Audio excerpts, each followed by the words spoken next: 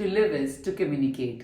जी हाँ, जिंदगी के हर पहलू में हमें संचार यानी कि कम्युनिकेशन की आवश्यकता होती है। नमस्कार, मैं सविता तलवानिया सीमान आपका मेरे चैनल पर फिर से आने के लिए स्वागत करती हूँ। लाइफ हम लोगों के साथ कम्युनिकेट किए बिना काम नहीं चला सकते। कम्युनिकेशन हमारे जीवन का एक अभिन्न अंग है। पर क्या आप जानते हैं कि कम्युनिकेशन शब्द आया है एक लैटिन शब्द कम्युनिकेयर से, जिसका मतलब है टू इम्पार्ट और टू पार्टिसिपेट। हमारे दिन प्रतिदिन की जीवन शैली में हमें दूसरे व्यक्तियों या हमारे आसपास की चीजों के साथ कम्युनिकेट यानी कि पार्टिसिपेट करने की आवश्यकता पड़ती है।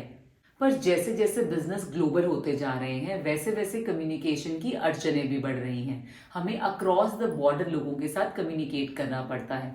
अलग अलग भाषाओं, अलग अलग संस्कृति के लोगों के साथ कम्युनिकेट करना पड़ता है।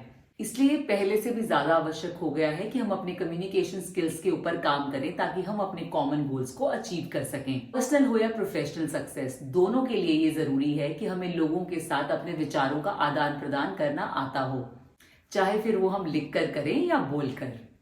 जो अच्छे कम्युनिकेटर्स होते हैं उन्हें कम्युनिकेशन प्रोसेस की जानकारी होती है और वो अपने कम्युनिकेशन स्किल्स को अपने करियर की सक्सेस के लिए इस्तेमाल करते हैं। अच्छे कम्युनिकेटर्स अपना बहुत सारा टाइम और एफर्ट अपने मैसेज के रिहर्सल और उसके प्रिपरेशन में लगाते हैं। जैसे कि बात करें थिएटर आर्टिस्ट्स की, एक्टर्स की, एंटरटेनर्स की या टॉप लीडर्स की, वो अपना बहुत सारा समय अपने मैसेज को कैसे कन्वे करना है उसको क्राफ्ट करने में लगाते हैं, जिससे कि उनकी डिलीवरी और कंटेंट में और ज्यादा निखार आ सके। और यही कारण है कि सालों साल तक उनकी कम्युनिकेशन का हमारे दिल और हमारे दिमाग पर असर रहता है। जैसे कि अगर हम बात करें कुछ पॉपुलर मूवीज के पॉपुलर डायलॉग्स की, बसंती इन कुत्तों के सामने मत नाचना, या फिर मेरे पास माँ है, इस तरह के डायलॉग्स हमारे ऊपर लॉन्ग लास्टिंग इम्पैक्ट इसलिए डालते हैं क्योंकि इन्हें बहुत अच्छे से लिखा जाता है और जो इंसान इन्हें पर्दे पर बोल रहा है वो बहुत ही कन्विक्शन से अपनी बात कहता है। इसीलिए कम्युनिकेशन स्किल्स हमारे लिए बहुत इंपॉर्टेंट है ताकि हम जिनसे बात कर रहे हैं, जिन्हें हम अपना मैसेज कन्वे कर रहे हैं, उनके ऊपर हम एक लॉन्ग लास्टिंग इम्पैक्ट डाल सकें। तो आज की इस वीडियो में हम जानेंगे कि कम्युनिकेशन प्रोसेस क्या है, उसके क्या क्या मॉडल हैं, उसके क्या क्या आयाम हैं और उसके क्या क्या फेजेस हैं। तो आइए शुरुआत करते हैं कम्युनिकेशन की 5 डायमेंशंस यानी कि 5 आयामों से। कम्युनिकेशन का सबसे पहला आयाम है कि कम्युनिकेशन इंटेंशनल और अनइंटेंशनल हो सकती है। जी हाँ, कभी कभी सेंडर का उस मैसेज को कन्वे करने का इंटेंशन होता है, मगर कभी कभी हमसे ऐसा मैसेज कन्वे हो जाता है जिसकी हमारी बिल्कुल इंटेंशन नहीं थी। मान लीजिए बस में दो लोग ऑपोजिट जेंडर के साथ साथ खड़े हैं। सडनली बस का जर्क लगता है और आप किसी से जाकर टकराते हैं। इससे सामने वाले को ये भी कन्वे हो सकता है कि आप ईव टीजिंग करना चाहते हैं। वो एक नॉन वर्बल कम्युनिकेशन होगी, पर ऑल्दो आपका ये इंटेंशन ना हो, ये भी हो सकता है। फिर हम बात करते हैं कि कम्युनिकेशन वर्बल भी हो सकती है या नॉन वर्बल भी हो सकती है। वर्बल का मतलब है जहां आप शब्दों का इस्तेमाल करते हैं, आप लिखकर या बोलकर शब्दों के द्वारा अपनी कम्युनिकेशन इस्टेब्लिश करते हैं। लेकिन नॉन वर्बल का मतलब है आपकी टोन, आपके फेशियल एक्सप्रेशन, आपके जेस्चर, आप किस तरह से खड़े हैं, किस तरह से बैठ रहे हैं, कि किस तरह से आप चल रहे हैं, ये भी आपके बारे में बहुत कुछ कम्युनिकेट करता है। कम्युनिकेशन का अगला आयाम है इंटरनल और एक्सटर्नल। जी हाँ, इंटरनल कम्युनिकेशन का मतलब है सेल्फ टॉक्स, कि आप अपने आप से कैसे बात करते हैं, उसे कहा जाता है इंटरनल कम्युनिकेशन। और एक्सटर्नल कम्युनिकेशन का मतलब है कि हम दूसरों के साथ किस तरह से बातचीत करते हैं या दूसरों के साथ किस तरह से कम्युनिकेट करते हैं। कम्युनिकेशन की अगली डायमेंशन है कि इसमें ह्यूमंस, मशीन्स और एनिमल्स इन्वॉल्व हो सकते हैं। जी, ह्यूमंस के साथ कम्युनिकेट करना is so natural for us. हम दूसरे लोगों के साथ बहुत सारी बातचीत करते हैं, हमारी फैमिली से लेके हमारे फ्रेंड्स, टीचर्स, कलीग्स, मेंटर्स, हम सभी दूसरे लोगों के साथ बात कर रहे होते हैं। मशीन्स का मतलब है कि आपके कंप्यूटर्स, आपके डिवाइसेस और आज के समय में आपका फोन, डिफरेंट एप्स जिनके थ्रू आप सामान खरीदते हैं, लोगों से बातचीत करते हैं, सोशल मीडिया पर एक्टिव रहते हैं, वो सारी कम्युनिकेशन हमारी मशीन्स के साथ मानी जाएगी। और एनिमल्स, जी हाँ, आज के समय में कौन एनिमल लवर नहीं है। आप अपने पेट्स के साथ कैसे प्यार करते हैं, उनको कैसे एक्सप्रेस करते हैं, वो आपकी कम्युनिकेशन एनिमल्स के साथ है। और most of the non verbal communication, जहां हम शब्दों या भाषाओं का इस्तेमाल नहीं करते हैं, वो एनिमल्स के साथ इस्टेब्लिश करनी बहुत आसान है क्योंकि वो भी एक्सप्रेशंस में हमारी ही तरह होते हैं। कम्युनिकेशन का पांचवा डायमेंशन है कि कम्युनिकेशन दो लोगों के बीच में भी हो सकती है और ग्रुप के बीच में भी। जब आप दो लोगों के बीच में कम्युनिकेशन एस्टैब्लिश करते हैं तो उसे इंटरपर्सनल कम्युनिकेशन कहा जाता है। जब आप ज्यादा लोगों के साथ कम्युनिकेट करते हैं तो वो स्मॉल ग्रुप कम्युनिकेशन भी हो सकती है और मास कम्युनिकेशन भी हो सकती है। अब बात करते हैं कि कम्युनिकेशन का प्रोसेस आखिर है क्या। कम्युनिकेशन प्रोसेस का मतलब है कि एक सेंडर है जिसके पास एक मैसेज है कन्वे करने के लिए और एक रिसीवर है। इसके तीन तरह के मॉडल्स होते हैं। सबसे पहला है ट्रांसमिशन मॉडल, जहां पर सेंडर अपना मैसेज सेंड करता है और रिसीवर उस मैसेज को रिसीव करके डिकोड करता है। जैसे उदाहरण के तौर पर मैं बात करूं तो रेडियो, अलग अलग फ्रीक्वेंसीज पर रेडियो स्टेशंस अपना मैसेज भेजते हैं और उनके receivers most of the time entertainment या न्यूज के तौर पर उसे रिसीव करते हैं। इसी तरह से सैटेलाइट चैनल्स पर भी डिफरेंट डिफरेंट शोज को टेलीकास्ट किया जाता है और एज अ रिसीवर हम उसे रिसीव करते हैं।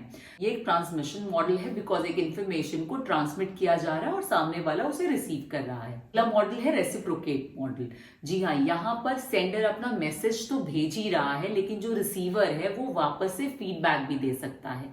जैसे कि आपकी मदर आपसे कहती है कि ग्लास पानी का देना और अगर आप तुरंत वो पानी का ग्लास ले आते हैं, इसका मतलब आप रेसिप्रोकेट कर रहे हैं, उस मैसेज पर आप रिस्पॉन्ड कर रहे हैं, उस मैसेज पर आप वापस अपना फीडबैक कन्वे कर सकते हैं। अगर आपके बॉस ने आपको एक मीटिंग में आपके केपीआईज और टारगेट्स दिए हैं और आप उन टारगेट्स को अचीव करते हैं तो ये रेसिप्रोकल मॉडल है, क्योंकि आप उन अचीवमेंट्स के थ्रू वापस ये चीज कन्वे कर रहे हैं कि आपको आपके सेंडर का यानी कि आपके बॉस का मैसेज समझ आ गया था और आपने उस पर इनैक्ट किया है। अगला मॉडल है हाईलाइटिंग अजम्पशंस। जी हाँ, कभी कभी जब दो लोगों के बीच में कम्युनिकेशन एस्टैब्लिश होता है, कुछ बेयर मिनिमम अजम्पशंस होती हैं। जब आप एक ऑर्गेनाइजेशन को ज्वाइन करते हैं और आप उसके डॉक्यूमेंटेशन को साइन करते हैं तो ये अंडरस्टूड है कि वो आपको एम्प्लॉयमेंट दे चुके हैं और एज एन एम्प्लॉय आप उनके टर्म्स एंड कंडीशंस को एक्सेप्ट कर चुके हैं। तो जब वो आपके बीच में कम्युनिकेशन एस्टैब्लिश हो रही है तो वो अजम्पशन बेस्ड है कि कुछ अजम्पशंस हैं कि आप एज एन एम्प्लॉय क्या क्या कर्तव्यों का पालन करेंगे और वो एज एन एम्प्लॉयर क्या क्या कर्तव्यों का पालन करेंगे। बहुत बार हमसे कम्युनिकेशन में बहुत सारी गलतियां होती हैं, जैसे कि भाषाओं में अंतर।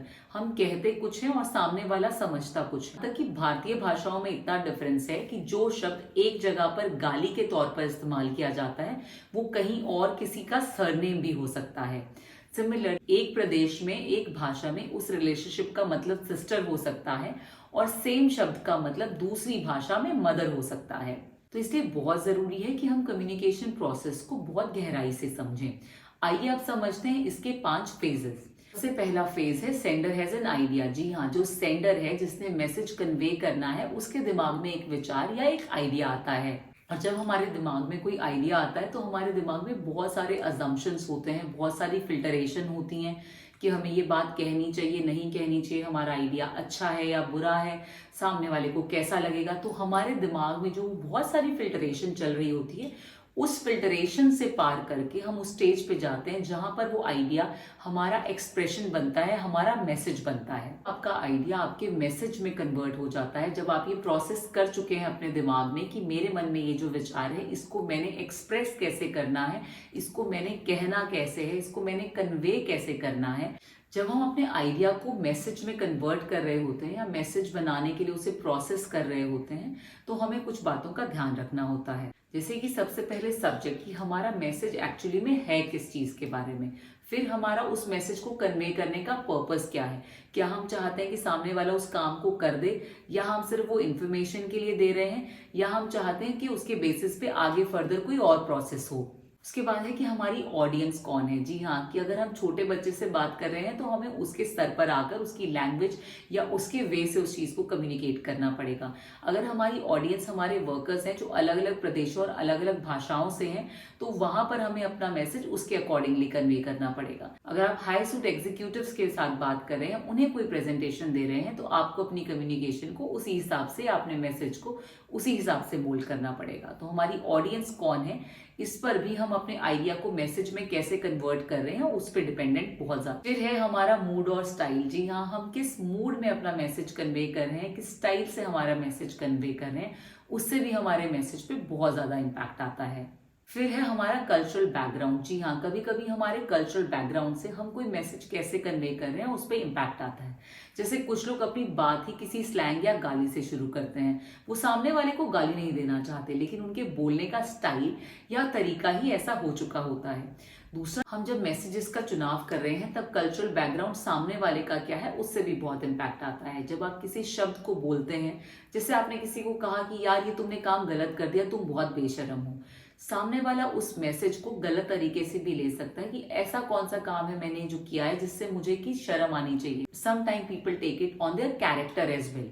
तो आप किन शब्दों का चुनाव कर रहे हैं, आपकी ऑडियंस का कल्चरल बैकग्राउंड क्या है, इन सब चीजों उस पर एक डिपेंडेंस रहेगी। किसी उर्दू ना जानने वाले व्यक्ति से कहा कि प्लीज तशरीफ रखिए, वो ढूंढता ही रह जाएगा कि क्या रखना था मुझे। तो आप जब अपना मैसेज को प्रोसेस करते हैं तो आपकी ऑडियंस का क्या कल्चरल बैकग्राउंड है, आपका क्या कल्चरल बैकग्राउंड है, उस चीज का बहुत ज्यादा आपके कम्युनिकेशन प्रोसेस पर इम्पैक्ट आ सकता है। जब आप अपना मैसेज अपने दिमाग में प्रोसेस कर चुके हैं, अब बारी आती है उस मैसेज को पहुंचाने की, यानी कि ट्रांसमिट करने की। मैसेज को ट्रांसमिट करने के बहुत सारे तरीके हो सकते हैं। तो कम्युनिकेशन ट्रांसमिट मॉडल की है तो आप अपने मैसेज को अखबार में लिखकर भेज सकते हैं, रेडियो पे अनाउंस कर सकते हैं, टीवी चैनल पर किसी एड के द्वारा भी भेज सकते हैं। यदि वह रेसिप्रोकल मॉडल है तो आप सामने बैठे व्यक्ति से मौखिक रूप से बातचीत कर सकते हैं या किसी को टेलीफोन लगाकर उनसे बात कर सकते हैं। व्हाट्सएप, मैसेंजर या किसी भी ऐसे माध्यम से वीडियो कॉल लगाकर उनसे बात कर सकते हैं। आपका मैसेज किसी मीटिंग का एमओएम भी हो सकता है जो आप ईमेल या टीम्स के जरिए उन्हें लिखकर भी भेज सकते हैं। तो मैसेज को ट्रांसमिट करने के बहुत सारे अलग अलग तरीके हो सकते हैं। कभी कभी हम अपना मैसेज अपने आई मूवमेंट और अपने फेशियल एक्सप्रेशन से भी ट्रांसमिट कर सकते हैं। अगला फेज है रिसीवर गेट द मैसेज। जी हाँ, आपका जो रिसीवर है उसे मैसेज मिल गया। अगर आप बोलकर अपना मैसेज बता रहे हैं तो वो सुनकर उस मैसेज को रिसीव कर रहा है। अगर आपने लिखित रूप में अपना मैसेज भेजा है तो वो उस मैसेज को पढ़कर उस मैसेज को रिसीव कर रहा है। और अगर आपने अपने फेशियल एक्सप्रेशंस दिए हैं तो वो आपके फेशियल एक्सप्रेशंस को देखकर विजुअली उस मैसेज को रिसीव कर रहा है। आता है पांचवा फेज जो जनरली रेसिप्रोकल मॉडल में होता है कि आपको वो फीडबैक कैसे देता है, वो आपके मैसेज पर वापस से रिस्पॉन्ड कैसे करता है। जैसे कि मैंने पहले कहा, अगर आप किसी को कोई काम करने के लिए बोलते हैं तो अगर वो काम हो जाता है, means the receiver is giving you the feedback कि उसे आपका मैसेज समझ आ गया है और उसने वो काम को कर दिया है। अगर उसे वो मैसेज समझ नहीं आया या वो मैसेज उसने किया नहीं तो उसके बहुत सारे कारण हो सकते हैं। जैसे कि अगर आप बातचीत कर रहे थे और वहां बहुत शोर है, बहुत नॉइज है, तो आपका मैसेज सामने वाले को सही ढंग से कन्वे नहीं हुआ। या फिर हो सकता है कि आपने जो मैसेज सामने वाले को दिया या काम आप चाहते हैं वो कर दे, वो उस काम को करने में इंटरेस्टेड ही नहीं है। जैसे कभी कभी हम बच्चों के पीछे पड़े होते हैं कि पढ़ दीजिए, पर वो बिल्कुल पढ़ना नहीं चाहते, मे बी बिकॉज उनका मूड ही नहीं है पढ़ने के लिए। तो कम्युनिकेशन प्रोसेस सही तरह से तभी पूरा माना जाता है जब रिसीवर जो है वो किसी ना किसी फॉर्म में आपको वापस से फीडबैक देता है। जैसे कि हम कभी कभी ईमेल लिखते हुए लिखते हैं that a line of confirmation will be highly appreciated, यानी कि यदि आप मेरा मैसेज पढ़कर वापस इस मेल को एक्नॉलेज या रिसिप्ट को एक्नॉलेज कर लें कि आपको मेरा मैसेज समझ आ गया है और जो मैं आपसे कह रही हूं करने के लिए आप उसे करेंगे या आप उसके ऊपर काम करेंगे, या जो इन्फॉर्मेशन आपको मैं देना चाह रही थी उस इन्फॉर्मेशन को आप रिसीव कर चुके हैं, तो उससे कम्युनिकेशन का लूप जो है वो अच्छे से क्लोज हो जाता है और सेंडर को भी पता रहता है कि रिसीवर को वो मैसेज समझ आ चुका है और वो उसे एक्नॉलेज कर चुके हैं। तो आज हमने जाना कि कम्युनिकेशन प्रोसेस क्या है, उसके क्या फेजेस हैं, उसकी क्या डायमेंशंस हैं। अगले वीडियो में हम बात करेंगे कि कम्युनिकेशन में क्या क्या गलतियां या त्रुटियां हो सकती हैं और उन गलतियों को हम कैसे सुधार सकते हैं। अभी के लिए इतना ही। नमस्कार।